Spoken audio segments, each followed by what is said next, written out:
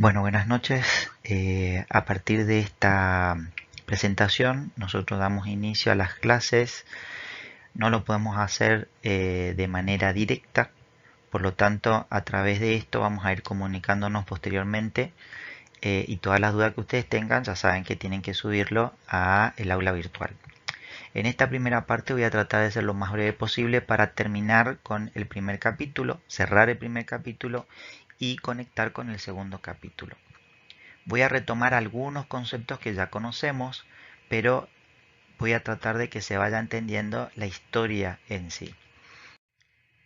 Como ya vimos, Delgado decía que la fisiología es la ciencia que estudia los procesos físico-químicos en los seres vivos, y lo que rescatábamos es lo de la ciencia y los de procesos físico-químicos. Acá me voy a centrar en los procesos físico-químicos de los seres vivos. En algunos autores se repite esta cuestión de los procesos físico-químicos, aunque acá en RAF no aparece explícitamente eh, esto.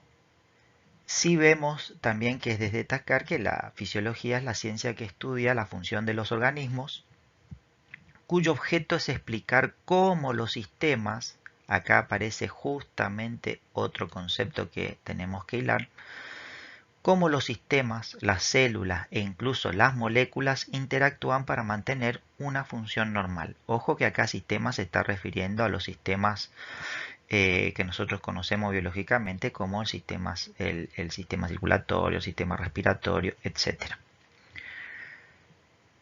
Pero si nosotros juntamos estas dos definiciones, acá nos dice cómo hace la fisiología para estudiarlo y acá nos dice los niveles que toma para estudiarlo.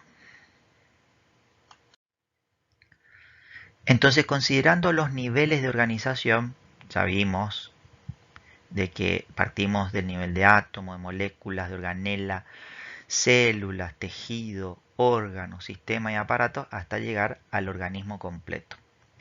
Sin embargo, sabemos que a partir de las moléculas y su interacción hasta llegar al organismo, principalmente al individuo, es lo que nos interesa conocer para el desarrollo de la fisiología y posteriormente la fisiopatología, la patología y la medicina interna. En este sentido, justamente, lo que queremos hacer es estudiar cómo se comporta todo el sistema organizado. Y ese comportamiento no es simple, obviamente, porque si miramos cada uno de los niveles, como habrán estudiado, ya sabemos que el nivel de moléculas ya de por sí es complejo, que a su vez al juntarse las moléculas van dando macromoléculas o moléculas más complejas dan nivel de organela, y las organelas al juntarse entre sí dan lugar a las células y este aparece como un organismo que presenta una propiedad emergente que es la vida. Nosotros habíamos dicho que las propiedades emergentes son propiedades que no pueden ser estudiadas a partir de sus elementos constitutivos, es decir, que esa propiedad de vida desaparece cuando nosotros disgregamos, por ejemplo, la célula. Si separamos los organelos, si separamos cada uno de los componentes, nosotros no vamos a ver la vida, sí podríamos llegar a conocer cómo está constituido esa célula, que es lo que nos interesa muchas veces.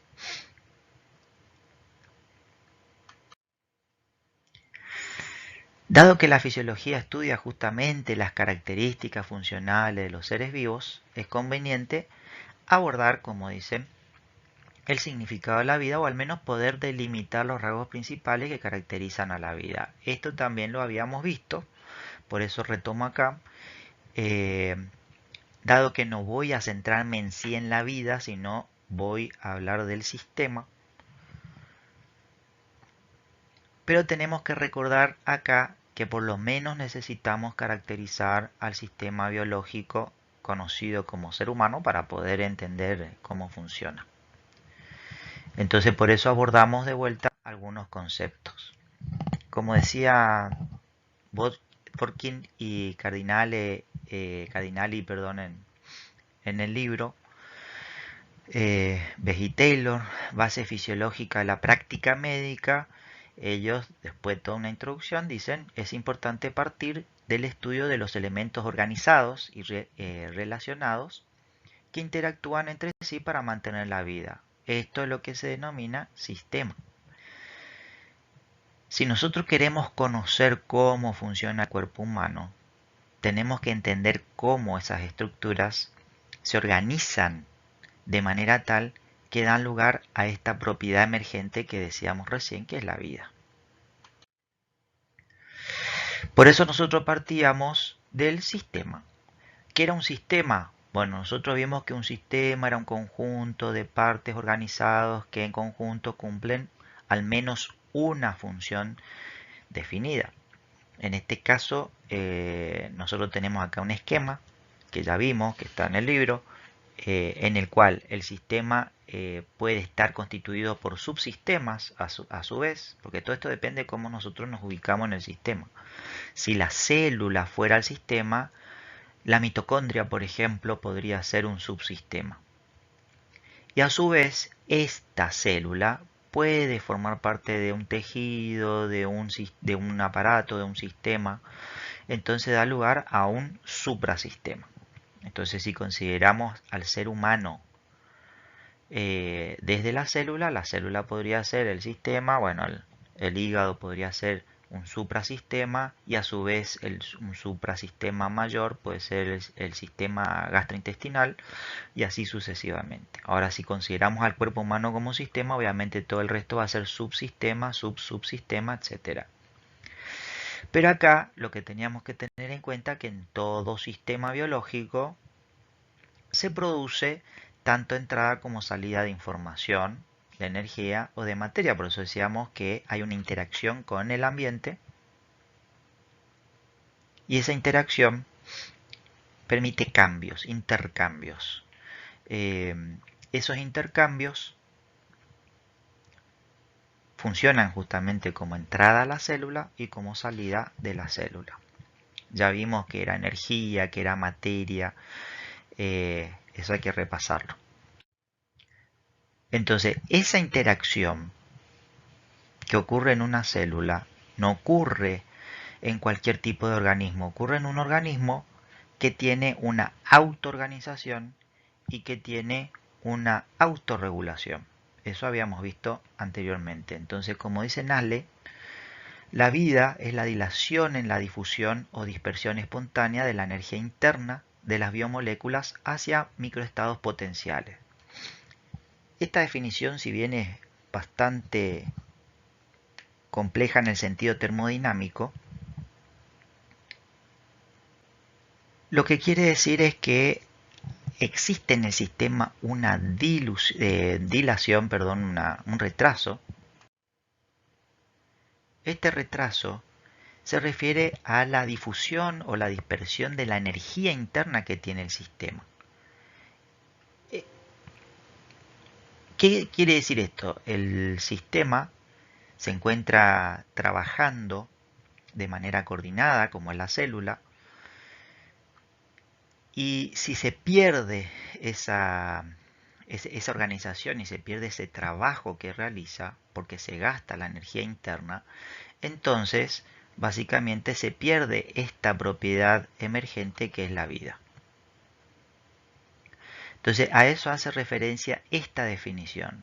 ¿Y qué quiere decir los microestados? Bueno, los microestados justamente son todos los estados posibles que se encuentran a nivel microscópico molecular. Es decir, cómo se encuentran interactuando las células, cómo se encuentran interactuando las moléculas, qué es lo que está pasando entre los distintos compartimientos del cuerpo, intra y extracelulares, es decir, en esa interacción entre el ambiente y el compartimiento intracelular. En esa interacción hay múltiples procesos de los cuales se tiene que mantener un cierto equilibrio. Si ese equilibrio se pierde, generalmente se pierde cuando se pierde energía. Al perder la energía, la célula se muere.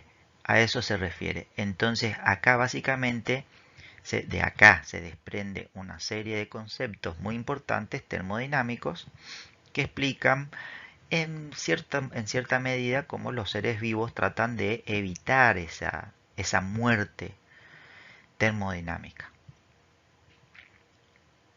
Este concepto es bastante viejo, no porque es del 2004, sino porque viene desde hace mucho ya, conceptos relacionados con los primeros eh, teóricos como Schrödinger, por ejemplo, allá por 1920 20 y pico, ¿sí? ¿A qué se refiere macroestado? Acá nos referimos a macroestado justamente a lo que está sucediendo en el cuerpo humano, por ejemplo. Sin embargo, el macroestado, ojo que no es la vida, ¿sí? Los macroestados son los procesos que se desarrollan en el individuo. Por ejemplo, acá vemos al individuo que está caminando, hay motricidad, eso no es vida, sino que es una manifestación que puede estar relacionado con vida, porque un robot se puede mover, puede tener movimiento y no está vivo. Ahora, los microestados, justamente como vemos acá, tienen que ver con los procesos a nivel moleculares. ¿Sí? Acá en procesos microscópicos. ¿Sí? Estos microestados tienen que mantenerse de manera organizada y si vemos en otros procesos como los enzimáticos, por ejemplo, podemos ver que esa interacción entre las enzimas y las moléculas son aparentemente azarosas, es decir, el choque entre las moléculas.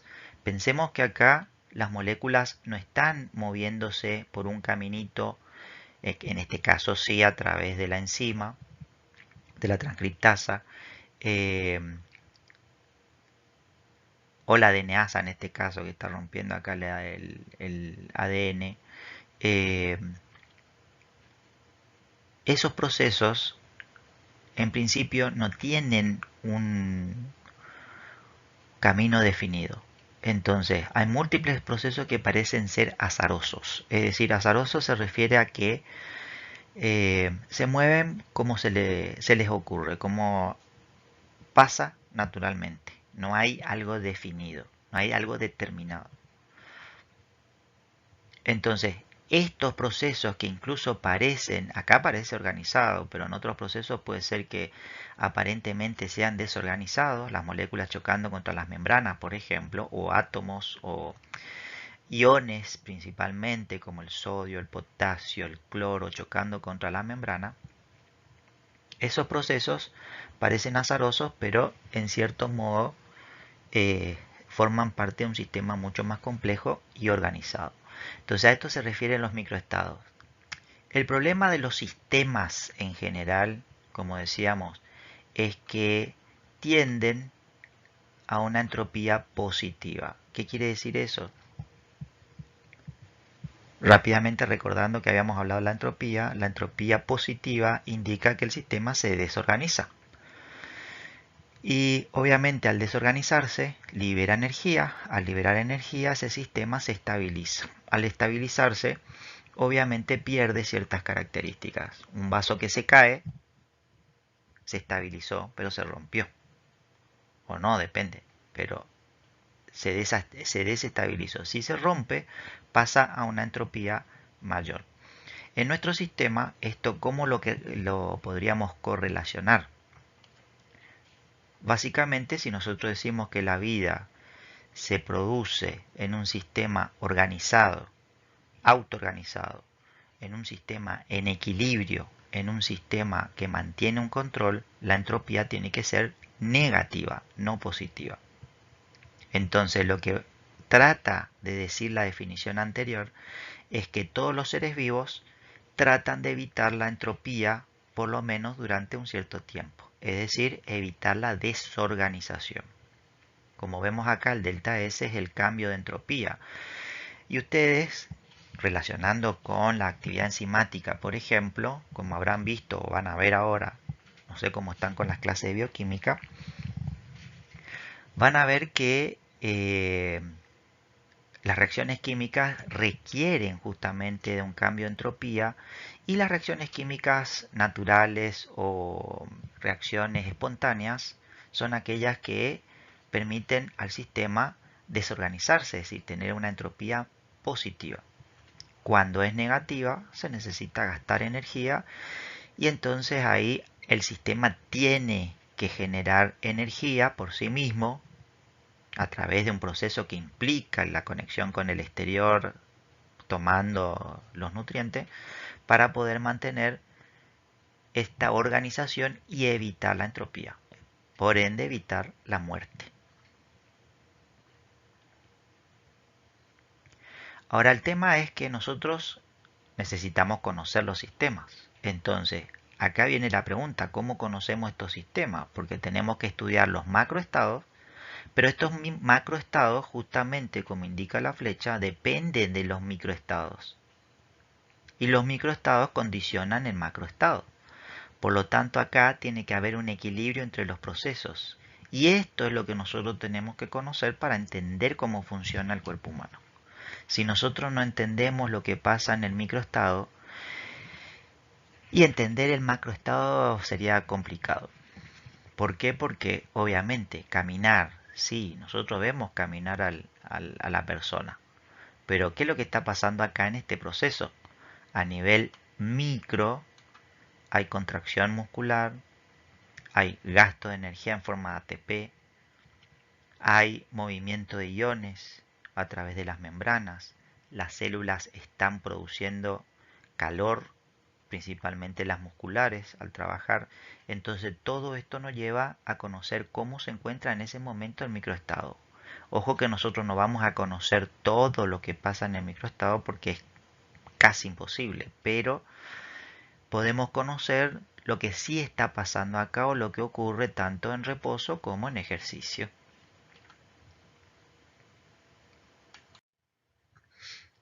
Entonces, acá nosotros tenemos a una célula. Esta sería una célula típica porque, como vemos acá, muestra la capacidad de movilidad.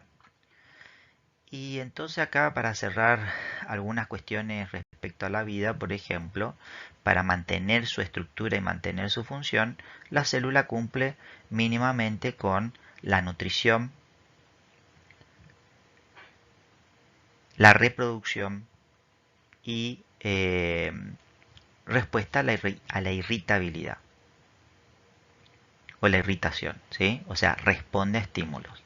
Entonces, por ejemplo, durante la nutrición, acá nosotros tenemos el proceso de ingesta celular, que sería la entrada de la célula, ya sea a través de canales, por ejemplo, como vemos acá, transportadores, que eso vamos a estudiar ya en el capítulo 4.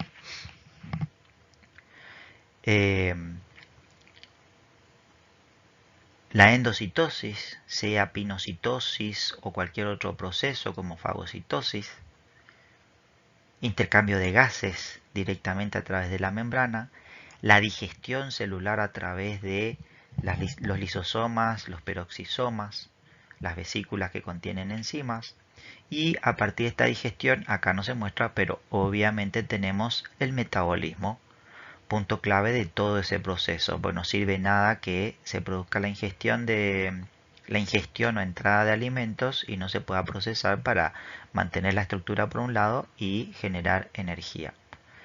Entonces, obviamente eso va a generar eh,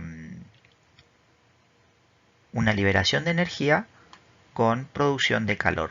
Entonces, este calor es lo que se va a liberar a su medio circundante. El agua, por ejemplo, se intercambia en ambas direcciones dependiendo de la necesidad, que es otro problema, por eso lo vamos a estudiar más adelante. Y así tenemos, por ejemplo, la excreción de los elementos que no se utilizan, aunque parte puede ser secreción de sustancias producidas por la propia célula para avisar a otras algún problema o para estimularlas o interaccionar de alguna otra manera.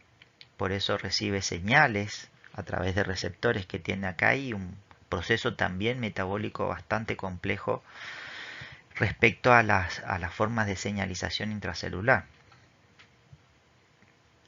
Entonces acá vemos que esta célula, aunque es una foto, estaría en constante equilibrio introduciendo alimentos, eliminando desechos, intercambiando sustancias, no solamente para este proceso de digestión, de ingestión y digestión, sino también para otros mecanismos como por ejemplo la motricidad. Algunos dependen de otros mecanismos para provocar motricidad o incluso para respirar o para generar otros tipos de señales o estímulos.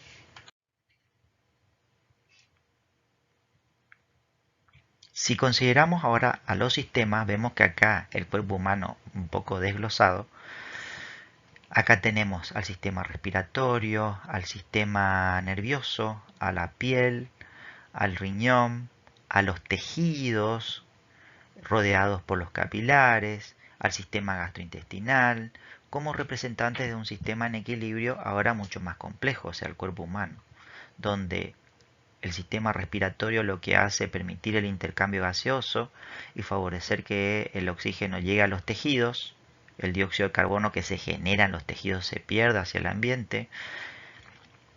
El sistema gastrointestinal hace algo parecido a lo que hace a nivel celular, es decir, favorece la introducción de los alimentos en su sistema, en la luz del sistema gastrointestinal, y esto permite la ingestión, posteriormente el metabolismo, principalmente a nivel hepático, de la mayoría de las sustancias que ingresan, y este va a hacer una distribución a todos los tejidos de las distintas sustancias a través del sistema circulatorio. El sistema renal no solamente va a funcionar como un sistema excretor, aunque acá le dice excreción del exceso de agua, de sal, de ácidos, otros desechos como toxinas, sino que también va a funcionar en el control de la presión arterial, por ejemplo, del equilibrio hidroelectrolítico, del equilibrio del pH sanguíneo,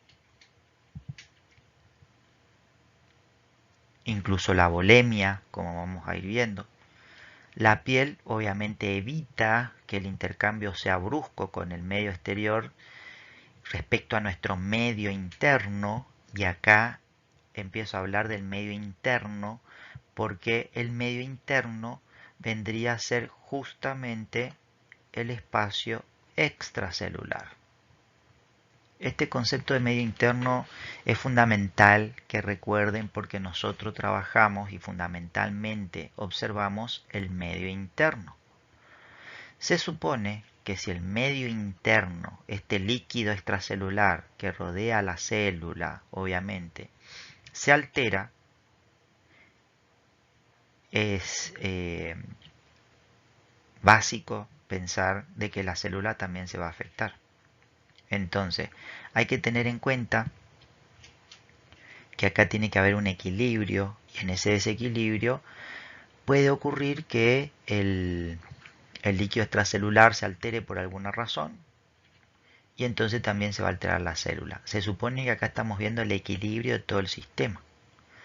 Entonces, acá el sistema nervioso va a desempeñar funciones de control fundamentalmente, regulando distintos sistemas como por ejemplo la piel para controlar la temperatura, el sistema circulatorio para controlar también la presión arterial, la temperatura corporal, la volemia, entre otros, la regulación de la función respiratoria, la regulación de forma directa o indirecta del sistema gastrointestinal y obviamente funciones mucho más complejas del ser humano que tienen que ver con la entrada de señales ya del exterior que nosotros procesamos de distinta manera como la visión, la audición, el gusto, el olfato, para generar obviamente comportamientos que son expresiones ya de los seres vivos principalmente, y cuanto más complejo es el ser vivo, mayor es la complejidad del comportamiento que éste despliega.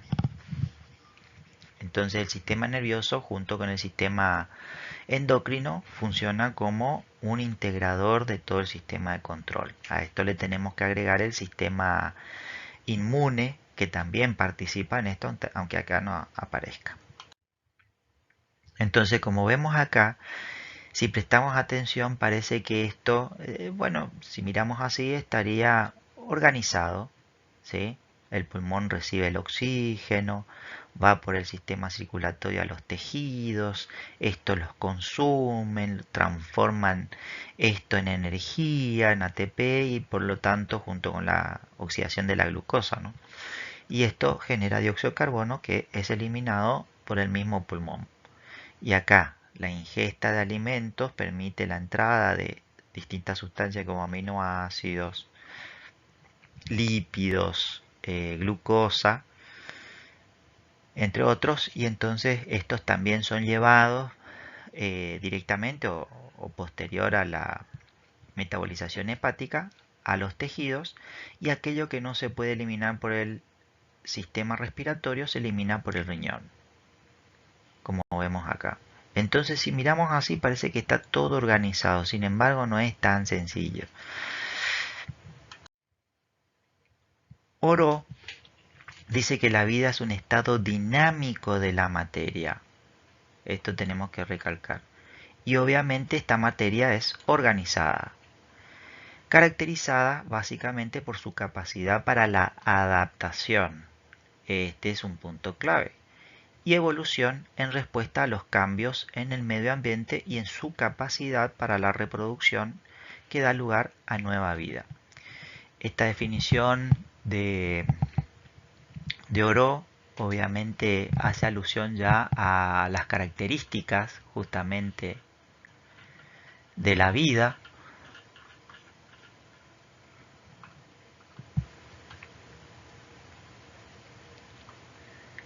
y obviamente hace alusión a la complejidad del sistema. Y acá quiero recalcar justamente esta parte que dice estado dinámico de la materia organizada. Eso significa que existen procesos que no son estáticos desde la célula, obviamente hasta los procesos macroscópicos del individuo. Según Mayer, vivir es un conjunto de las actividades de los sistemas autoconstruidos, controlados por un programa genético. Esto era algo también que habíamos discutido en algún momento en el cual si los virus, por ejemplo, estaban vivos o no. Mucha gente prudente obviamente piensa de que si realmente lo que decimos es tal cual. ¿Por qué? Esta definición, fíjense que viene del 2005, dice que vivir es el conjunto de esas actividades que pasa por un programa genético. Los sistemas biológicos son complejos en el sentido de que no solamente llevan a cabo múltiples funciones en equilibrio, sino que existen muchas variables que influyen sobre el sistema. Esas variables lo que pueden hacer es justamente modificar la función de un sistema. Y acá quiero hacer alusión a algo cortito, no me voy a extender mucho, pero como se dice actualmente y se niega, muchos dicen que la genética no determina nada, principalmente haciendo alusión, por ejemplo, a la sexualidad. Y lo real es que la genética está metido en todo. Nosotros somos lo que nuestros genes dicen que somos. Ahora, obviamente, el ambiente aporta una gran cantidad de factores que pueden hacer modificar no solamente lo biológico, en el sentido de lo físico, orgánico, sino también en nivel psicológico y obviamente social. Recordemos que la medicina es una ciencia social. Entonces, lo que no podemos perder de vista es que lo genético influye desde la concepción.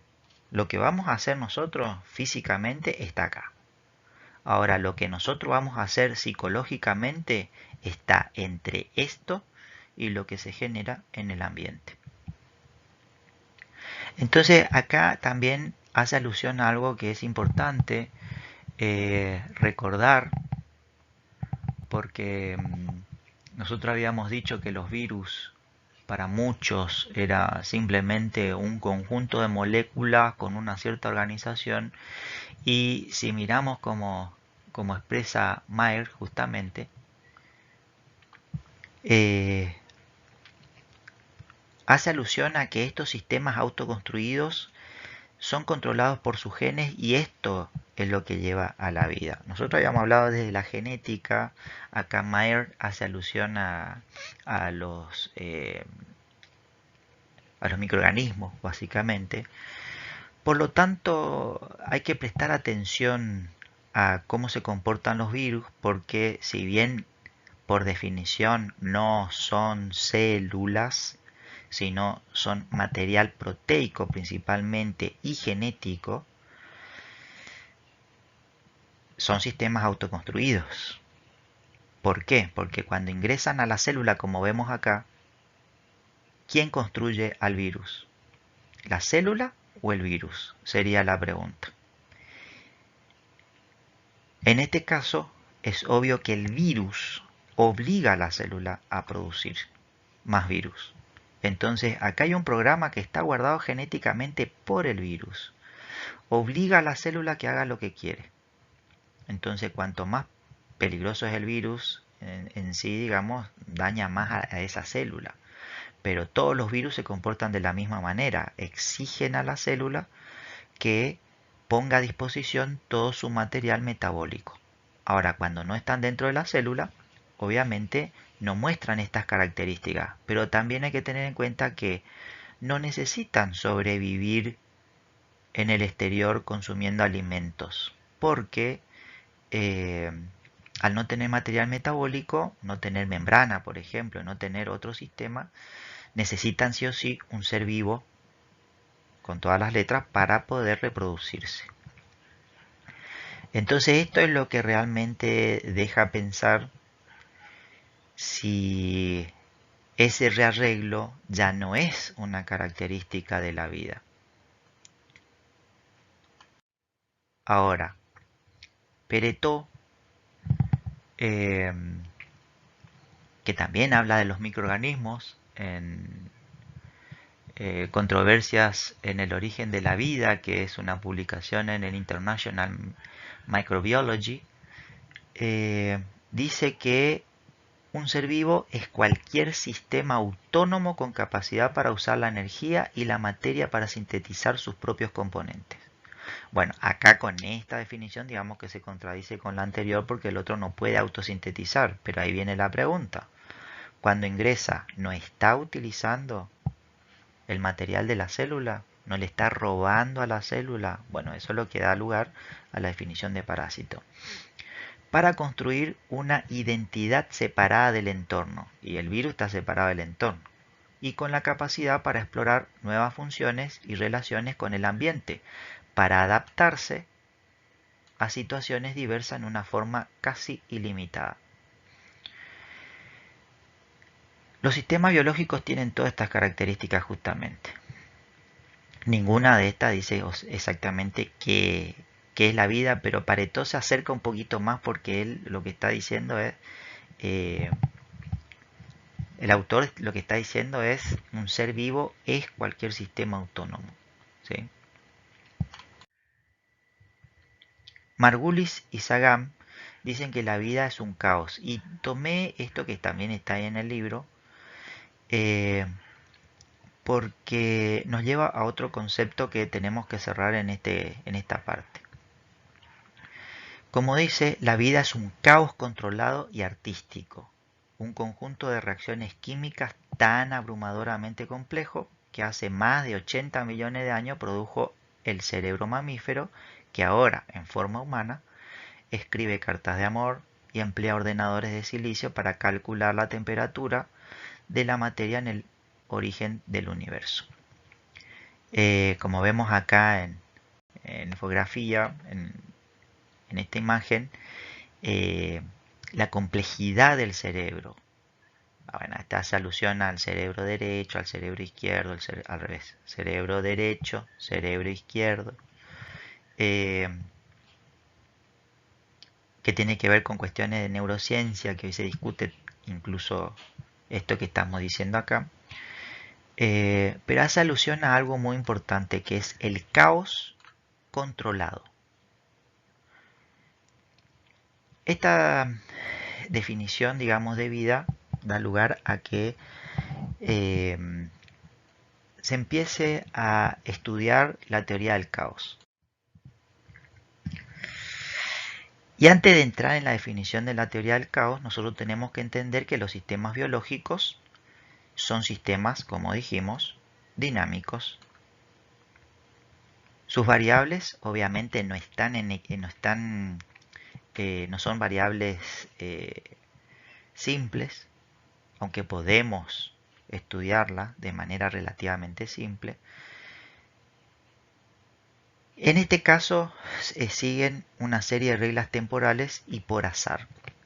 El azar se refiere a todo aquello que no puede ser determinado de una manera sencilla, inclusive pueden ser imposibles de ser determinados.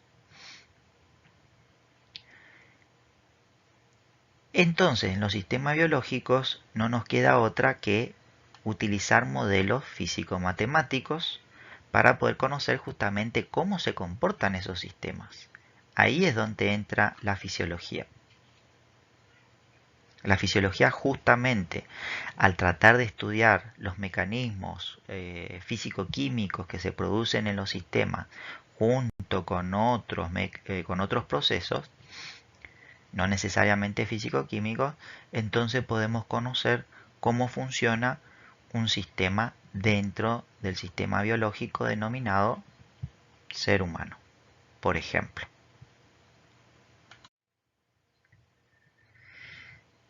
Un concepto o uno de los varios conceptos que suele traer mucha confusión es el de sistemas deterministas y estocásticos. Los sistemas deterministas son aquellos en los cuales nosotros podemos conocer perfectamente o casi perfectamente de la mejor manera posible cómo se comporta el sistema. Es decir, podemos hacer predicciones muy certeras a partir de conocer el sistema. Por eso, como dice acá, si se conoce el estado del sistema en un momento dado, en el sistema en estudio, la variable de ambiente y su comportamiento frente a los cambios del entorno, entonces nosotros podemos predecir con gran precisión el estado siguiente del sistema. A esto es lo que nosotros llamamos un sistema lineal. El ejemplo que pongo acá es el de la glucosa, por ejemplo, y su proceso de filtración renal, que eso vamos a ver más adelante, pero ustedes ya algo saben por haber visto en alguna otra materia en otro año. Lo que me está diciendo acá, y esto vamos a volver a retomar porque estamos viendo una gráfica, vamos a retomar lo de gráfica, que eso está en el capítulo 2, para el estudio de la fisiología. Fíjense lo importante que es, que me permite expresar cómo funciona el sistema. En este caso, si yo arreglo el sistema en dos variables, es decir, la filtración a través de la membrana glomérulo capilar, ¿sí? Y la concentración de glucosa en plasma, voy a tener una recta, estos puntos que están acá, que me indican que a medida que va aumentando la concentración de glucosa, bueno, ese salió mal, a medida que va aumentando la concentración de glucosa, voy a tener un aumento proporcional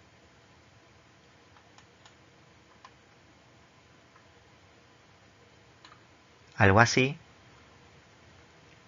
en la filtración, es decir, más glucosa en sangre, más filtración. Esto sería, así a simple vista, un sistema lineal. Yo puedo predecir eso fácilmente, incluso puedo hacer un cálculo que se llama carga filtrada, que eso vamos a ver con renal ya más adelante. Y entonces puedo saber qué es lo que va a pasar en este caso, en este momento, ¿sí? En esta situación. Yo estoy considerando solamente un punto en el análisis de la función renal. No estoy tomando toda la función. Pues si yo hablo de la función como formación de orina es otra cosa.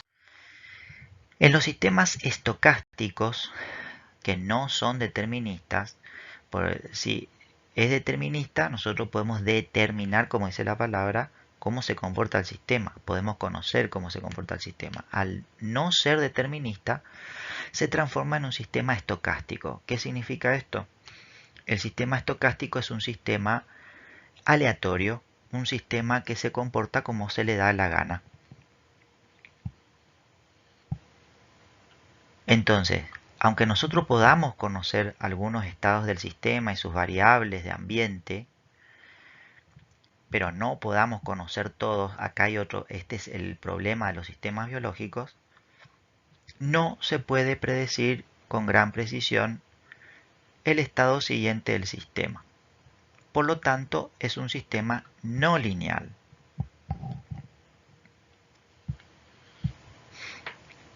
Es decir, ya no puedo tomar como en el caso anterior, de que si conozco la concentración de glucosa, puedo saber exactamente cómo va aumentando la filtración. Ya si miro al sistema un poquito más alejado, voy a ver que voy a tener problemas para explicar eso, porque después de un cierto tiempo empieza a comportarse de una manera diferente a lo que nosotros podemos determinar con ese análisis. Y acá, como dice Mendoza, todo sistema dotado de vida se halla en esta categoría justamente y cumple estos parámetros.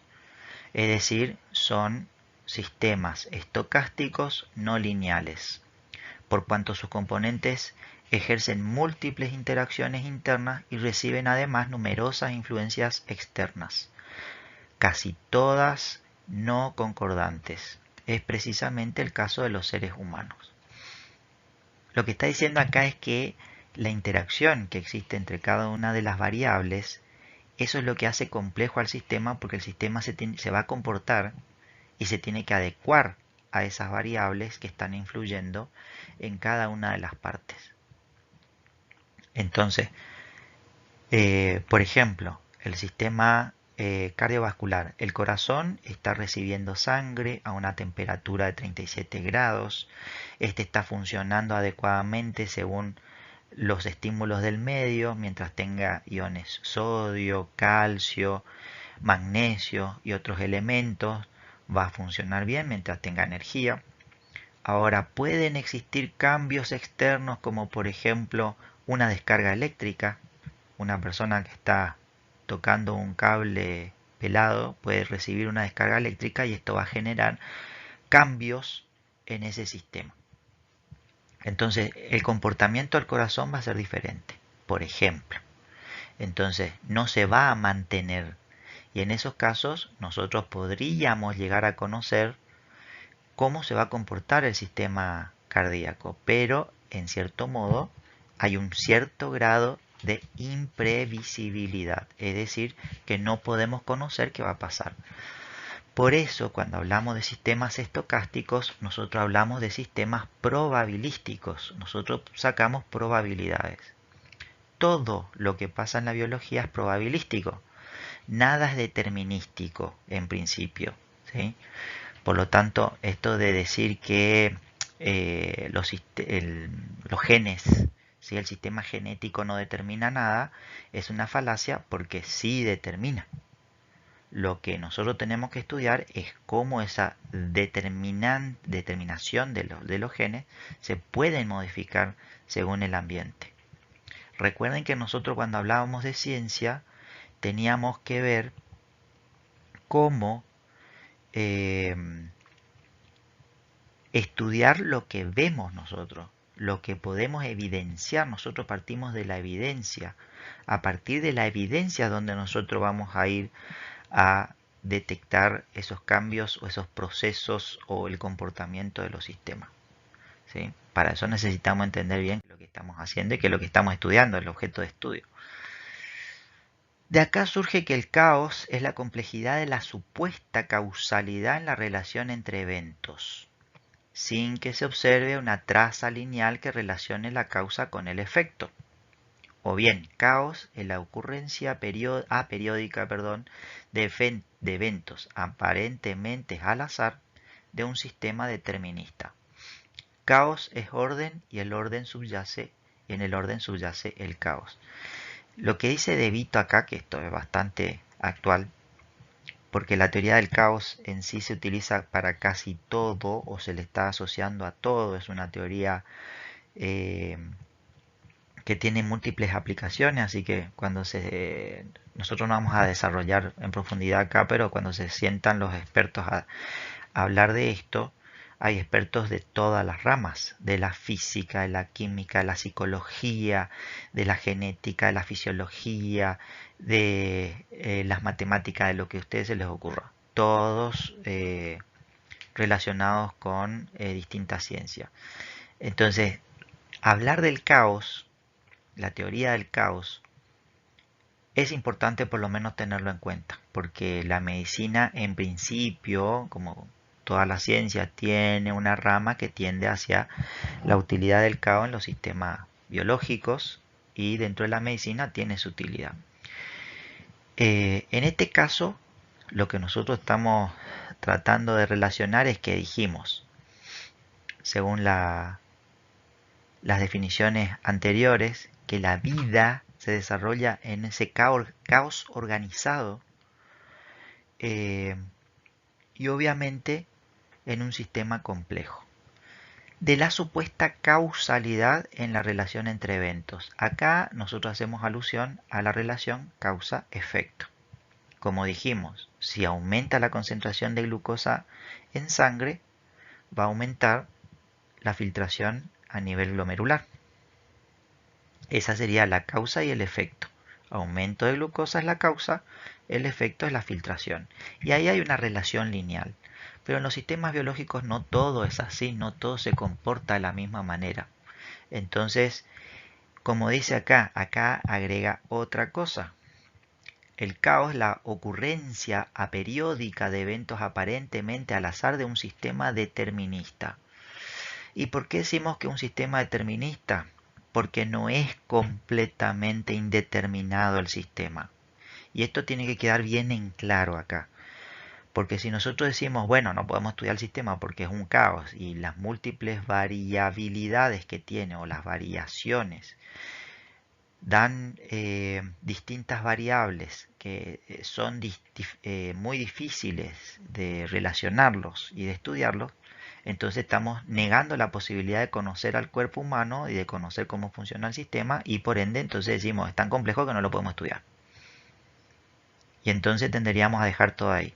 Y ese es el peor error porque nosotros sí podemos buscar formas y la ciencia ya lo ha demostrado desde hace años de que esto funciona, de cómo el sistema biológico, por más complejo que sea y aparentemente no determinista, sí puede ser conocido en la mayoría de sus procesos.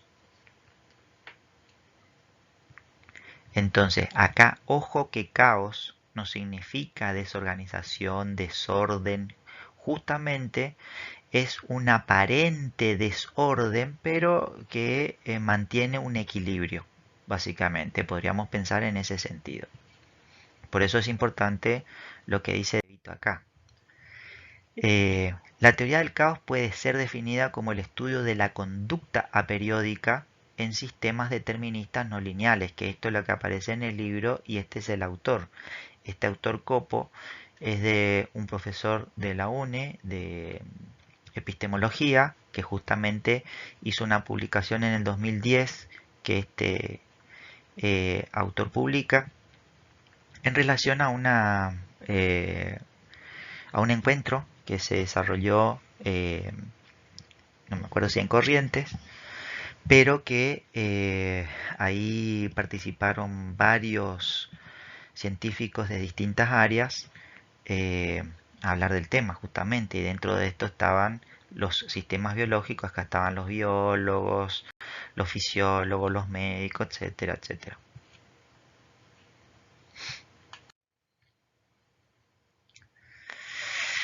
La teoría del caos se la suele definir como el efecto mariposa. ¿Qué quiere decir esto? El efecto mariposa, que es conocido hace siglos, que viene de la China, si mal no recuerdo, eh, ese proverbio del efecto mariposa, cuando una mariposa bate sus alas, en otro lado del mundo se produce un huracán. Bueno, eso es lo que tiende a tratar de explicar la teoría del caos aplicado a cualquier sistema. Entonces por eso se dice que el efecto mariposa no es accidental, sino necesario, ya que para nosotros como sistema biológico podría ser posible, no podría ser posible sin este proceso, la adaptación de los sistemas de control de los seres vivos. A ver, si un sistema fuera muy equilibrado, es decir, que no permita cierto grado de dispersión, es decir, el sistema haga esto, pero frente a los cambios no pueda nunca hacer esto, por ejemplo, entonces ese sistema está condenado al fracaso. Ese sistema tiende a desaparecer. ¿Por qué? Porque por algo hizo este cambio ese sistema de control, principalmente. Entonces, puede suceder que luego de un tiempo vuelva a, a su reposo, vuelva a su estado original y vuelva a cambiar en algún otro momento. Pero eso es lo que hace que los sistemas biológicos puedan adaptarse, de ahí lo de adaptación. Por eso hacemos hincapié en estas palabras, lo de adaptación. Recuerden que habíamos comentado, aunque no recuerdo si con todos los grupos, que la adaptación es una adaptación, la palabra adaptación hace referencia principalmente a los cambios genéticos.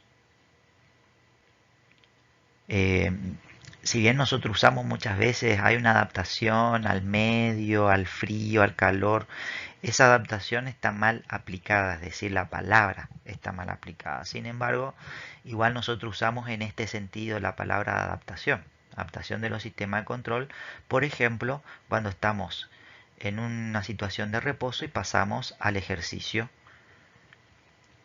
En ese caso hay una adaptación del sistema para obviamente mantener el equilibrio de todas las funciones cuando pasamos de un estado de un estado de reposo a un estado de ejercicio. Necesitamos otras cosas, necesitamos suplir una nueva situación, por lo tanto es fundamental este proceso, ¿sí? Lo correcto sería, como dicen algunos, llamar eh, ambientación, pero bueno, les dejo a ustedes si tienen alguna duda porque está ahí en el libro explicado la diferencia entre adaptación, ambientación y aclimatación, ¿sí?